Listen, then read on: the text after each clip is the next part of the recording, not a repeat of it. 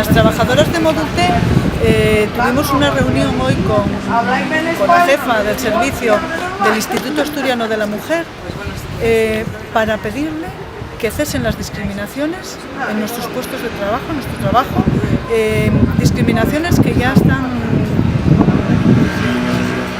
se recogieron en las sentencias del Mercantil primero, del TSJ después y en el auto del Supremo que llegó ahora, y solicitamos durante esta reunión una mediación con la empresa, una mediación para que cesen las discriminaciones hacia las mujeres y los despidos.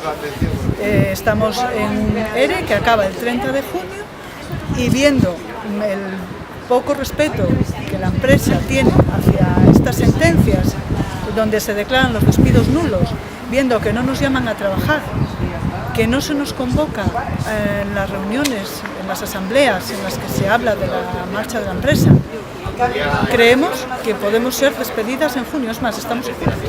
Entonces lo que pedimos aquí fue una mediación y el próximo día 31 tendremos una reunión con la directora, Almudena Cueto. Esperemos que de ahí salga algo fructífero. ¿Tú qué vas? ¿Tú qué vas? Va contra corriente.